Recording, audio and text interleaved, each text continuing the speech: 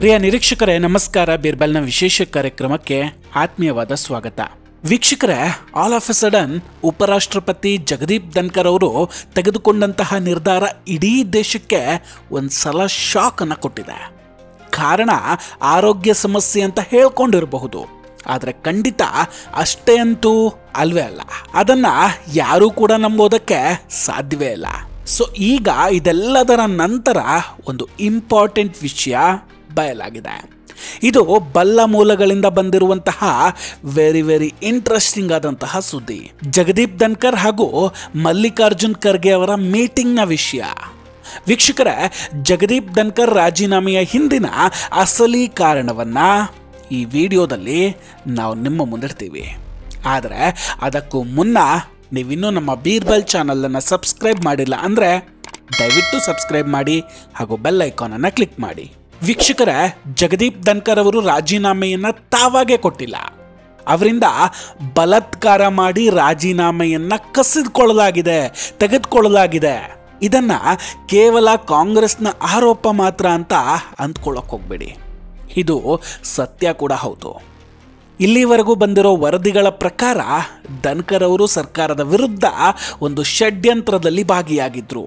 ಮತ್ತು ಶಾಕಿಂಗ್ ಏನಂದ್ರೆ, ಸರ್ಕಾರದ ವಿರುದ್ಧ ಸಾಕಷ್ಟು ವರ್ಷಗಳಿಂದ ನಡೀತಾ ಇದ್ದ ಡೀಪ್ ಸ್ಟೇಟ್ನ ಷಡ್ಯಂತ್ರದಲ್ಲಿ ಕೂಡ ಧನ್ಕರ್ ಅವರು ದಾಳಾಗಿದ್ರು ಅಂತ ಹೇಳಲಾಗ್ತಿದೆ.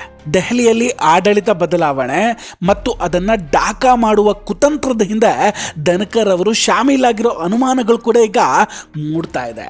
ಆದರೆ ಎಲ್ಲದಕ್ಕಿಂತ ಇಂಪಾರ್ಟೆಂಟ್ ವಿಷಯ ಏನಂದ್ರೆ, he is going to next Satyapal Malik.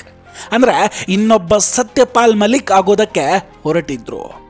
ಅವರು ಬಿಹೇವ್ ಮಾಡ್ತಿದ್ದ ರೀತಿ ಸತ್ಯಪಾಲ್ ಮಲಿಕ್ನ ಕಾಪಿ ತರ ಕಾಣಿಸ್ತಾ ಇತ್ತು.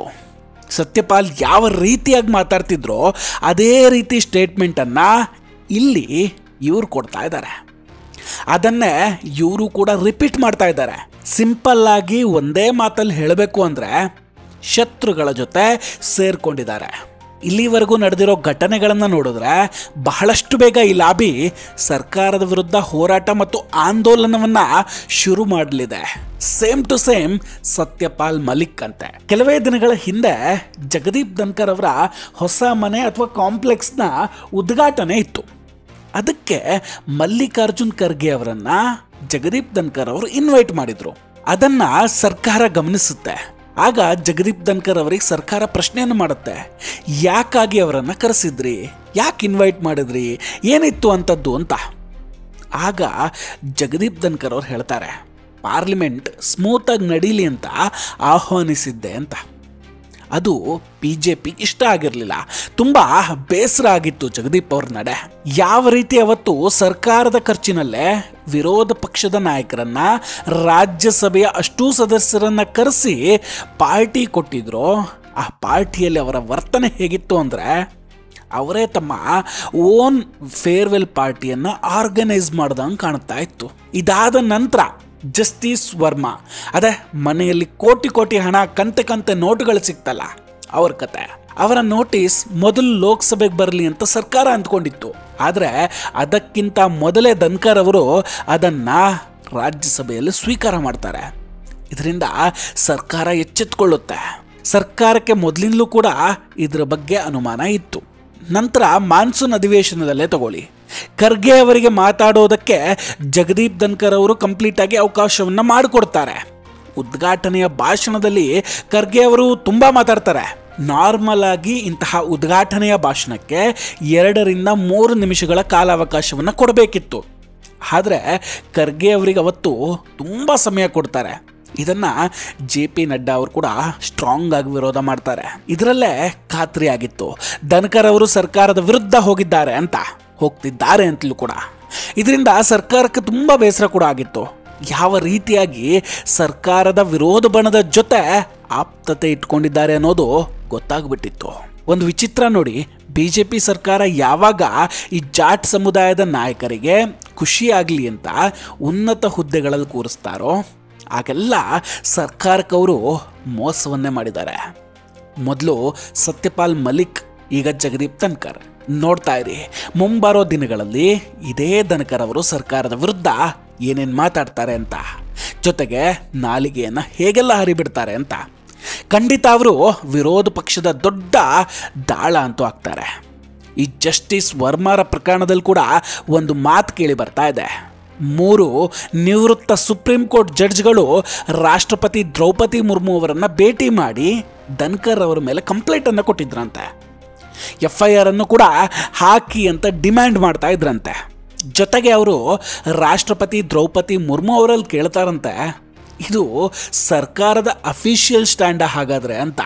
ಆಗ ರಾಷ್ಟ್ರಪತಿಗಳು ಇಲ್ಲ ಇದು ಸರ್ಕಾರದ ಸ್ಟ್ಯಾಂಡ್ ಅಲ್ಲ, ಇದು ಕೇವಲ ಜಗದೀಪ್ ಧನ್ಕರ್ ಅವರ ಸ್ವಇಚ್ಛೆಯ ಹೇಳಿಕೆ ಅಷ್ಟೇ ಅಂತ, ಅವರ ಓನ್ ಸ್ಟ್ಯಾಂಡ್ ಇದು ಅಂತ. ಇದರ ಜೊತೆ ಇನ್ನೂ ಸಾಕಷ್ಟು ವದಂತಿಗಳು ಕೂಡ ಇದೆ, ಚರ್ಚೆಗಳು ಕೂಡ ಆಗ್ತಾ ಇದೆ. ನಮ್ಮ ಏರ್ ಇಂಡಿಯಾ 1 ಪ್ರಧಾನಮಂತ್ರಿ ಹಾಗೂ ರಾಷ್ಟ್ರಪತಿಗಳಿಗಾಗಿ ಇರುವಂತಹ ಏರ್ಕ್ರಾಫ್ಟು, ಇದ್ರ ಬಗ್ಗೆ ಒಂದು ವಿಡಿಯೋದಲ್ಲಿ ಕೂಡ ನಾವು ತುಂಬ ನೀಟಾಗಿ ಹೇಳಿದ್ವಿ. ಈ ವಿಮಾನದಲ್ಲಿ 1 ಗಂಟೆ ಪ್ರಯಾಣ ಮಾಡಬೇಕಂದ್ರೆ ಎಷ್ಟು ಖರ್ಚಾಗುತ್ತೆ, ಅದರಲ್ಲಿ ಎಷ್ಟು ಜನ ಸಿಬ್ಬಂದಿಗಳಿರ್ತಾರೆ, ಸೆಕ್ಯೂರಿಟಿ ಹೇಗಿರುತ್ತೆ ಎಲ್ಲವನ್ನು ಕೂಡ ಹೇಳಿದ್ವಿ. ವಿಶೇಷ ಏನಂದರೆ ಜಗದೀಪ್ ಧನ್ಕರ್ ಅವರು ನಮಗೂ ಅದೇ ರೀತಿಯ ವಿಮಾನ ಬೇಕು ಅಂತ ಬೇಡಿಕೆಯನ್ನು ಇಟ್ಟಿದ್ರಂತೆ. ಜೊತೆಗೆ ಮೋದಿಜಿಯ ಸೆಕ್ಯೂರಿಟಿ ಕೂಡ ನನಗೂ ಬೇಕು ಅಂತ ಕೇಳ್ಕೊಂಡಿದ್ರಂತೆ. ಒಟ್ಟಾರೆ ಸರ್ಕಾರಕ್ಕೆ ಧನ್ಕರ್ ಅವರಿಂದ ತುಂಬಾ ಕಿರಿಕಿರಿಯಾಗಿದೆ. ದೇಶದ 2ನೇ ಸರ್ವೋಚ್ಚ ಪದವಿಯಲ್ಲಿ ಕುಳಿತಿರೋ ವ್ಯಕ್ತಿ ಇಷ್ಟೊಂದು ಇಮ್ಮೆಚೂರ್ ಆಗಿ ಹೋಗ್ತಾರೆ. ಈಗ ಇವರನ್ನು ಇಲ್ಲಿವರೆಗೂ ತಂದು ಇಂಥ ಸ್ಥಾನದಲ್ಲಿ ಕೂರಿಸಿದ BJP ಮತ್ತು RSSನ ಜಡ್ಜ್ಮೆಂಟ್ ಬಗ್ಗೆ ಕೂಡ ಬೇಸರ ಆಗ್ತಾ ಇದೆ. ಇವರಿಗೆ ಸತ್ಯಪಾಲ್ ಮಲಿಕ್ ಹಾಗೂ ಧನ್ಕರ್ ಅಂತವರ ಬಗ್ಗೆ ಮೊದಲೇ ಯಾಕೆ ಅರ್ಥ ಆಗಿಲ್ಲ ಅಂತ. ಈ ಇಬ್ಬರಿಂದ ಇನ್ನೊಂದು ಸಮಸ್ಯೆ ಕೂಡ ಶುರುವಾಗಿದೆ. BJPಗೆ ಬೇರೆ ಬೇರೆ ಪಕ್ಷದಿಂದ ಈಗ ಯಾರ್ಯಾರು ಉತ್ತಮ ನಾಯಕರು ಬಂದಿದ್ದಾರೋ ಅವ್ರ ಮೇಲೆ ಕೂಡ ಅನುಮಾನದ ದೃಷ್ಟಿಯಿಂದ ನೋಡೋ ಹಾಗಾಗಿದೆ. ತುಂಬ ದಿನಗಳ ನಂತರ P. ಚಿದಂಬರಂ ಅವರ ಹೇಳಿಕೆ ಕೂಡ ಬಂದಿದೆ. ಧನ್ಕರ್ ಅವರು ರಾಜೀನಾಮೆಯನ್ನು ಕೊಡಲೇಬೇಕಾಯಿತು, ಯಾಕಂದರೆ ಅವರು ತಮ್ಮ ಲಿಮಿಟ್ಸ್ ದಾಟಿದ್ರು ಅಂತ. ಮತ್ತು ಜಸ್ಟಿಸ್ ಯಶವಂತ್ ವರ್ಮಾ ಅವರ ಪ್ರಸ್ತಾವನೆಯನ್ನು ಸ್ವೀಕರಿಸಿ ಸರ್ಕಾರಕ್ಕೆ ಚಾಲೆಂಜ್ ಕೂಡ ಮಾಡಿದರು. ಅವರ ಮತ್ತು ಸರ್ಕಾರದ ಸಂಬಂಧ ಅಲ್ಲಿಂದ ಹಾಳಾಯಿತು ಅಂತ ಹೇಳ್ತಾರೆ. ಜುಡಿಷಿಯರಿ ಭ್ರಷ್ಟಾಚಾರವನ್ನು ಎಲ್ಲರೂ ಕೂಡ ನೋಡಿದ್ದಾರೆ. ಜಸ್ಟಿಸ್ ವರ್ಮಾ ಅವರ ಮನೆಯಲ್ಲಿ ಸಿಕ್ಕ ಹಣವನ್ನು ಎಲ್ಲರೂ ಕೂಡ ಕಂಡಿದ್ದಾರೆ. ಅವ್ರು ಹೇಳ್ತಾರೆ, ನಮ್ಮ ಮನೇಲಿ ಸಿಕ್ಕಿದ್ರೆ ನಮ್ಮದಾಗುತ್ತಾ ಅಂತ. ಇಂಥವರಿಗೆಲ್ಲ ಏನು ಮಾಡೋದಕ್ಕೂ ಆಗೋದಿಲ್ಲ. ಇದೇ ಬೇರೆಯವರ ಮನೆಯಲ್ಲಿ, ಅಂದರೆ ಸಾಮಾನ್ಯ ಜನರ ಮನೆಯಲ್ಲಿ ಈ ಥರ ಹಣ ಸಿಕ್ಕಿದ್ರೆ ಸುಮ್ಮನೆ ಇರ್ತಿದ್ರ ಇವರೆಲ್ಲ? ಒಬ್ಬ ಭ್ರಷ್ಟ ಜಡ್ಜ್ರನ್ನು ಉಳಿಸೋದಕ್ಕೆ ಎಲ್ಲ ಸೀನಿಯರ್ ಜಡ್ಜ್ಗಳು ಸೇರ್ಕೊಂಡಿದ್ದಾರೆ ಅಲ್ಲಿ. ಜೊತೆಗೆ ಕಪಿಲ್ ಸಿಬಲ್, ಮುಕುಲ್ ರೋಹ್ಟಗಿ, ರಾಕೇಶ್ ತಿವಾರಿ, ಸಿದ್ಧಾರ್ಥ್ ಲೂತ್ರಾ ಇನ್ನೂ ಅನೇಕರು ಈ ಮಹಾಭ್ರಷ್ಟ ಜಡ್ಜ್ ಪರವಾಗಿ ನಿಂತಿದ್ದಾರೆ. ವೀಕ್ಷಕರೇ, ನಾವು ಕೊಟ್ಟಂತಹ ಈ ಮಾಹಿತಿಗಳ ಬಗ್ಗೆ ನಿಮ್ಮ ಅಭಿಪ್ರಾಯ ಏನು? ದಯವಿಟ್ಟು ಕಮೆಂಟ್ ಮಾಡಿ ತಿಳಿಸಿ. ನಾವು ಕೊಟ್ಟಂತಹ ಮಾಹಿತಿಗಳು ನಿಮಗೆ ಇಷ್ಟ ಆಗಿದ್ದರೆ ದಯವಿಟ್ಟು ವಿಡಿಯೋವನ್ನು ಲೈಕ್ ಮಾಡಿ ಹಾಗೂ ಶೇರ್ ಮಾಡಿ. ಇನ್ನೂ ಕೂಡ ನಮ್ಮ ಬೀರ್ಬಲ್ ಚಾನಲನ್ನು ಸಬ್ಸ್ಕ್ರೈಬ್ ಮಾಡಿಲ್ಲ ಅಂದರೆ ದಯವಿಟ್ಟು ಸಬ್ಸ್ಕ್ರೈಬ್ ಮಾಡಿ ಹಾಗೂ ಬೆಲ್ ಐಕಾನನ್ನು ಕ್ಲಿಕ್ ಮಾಡಿ. ನಮಸ್ಕಾರ, ಟೇಕ್ ಕೇರ್ ಆ್ಯಂಡ್ ಬಾಯ್ ಬಾಯ್. ಮತ್ತೆ ಭೇಟಿಯಾಗೋಣ. ಜೈ ಹಿಂದ್.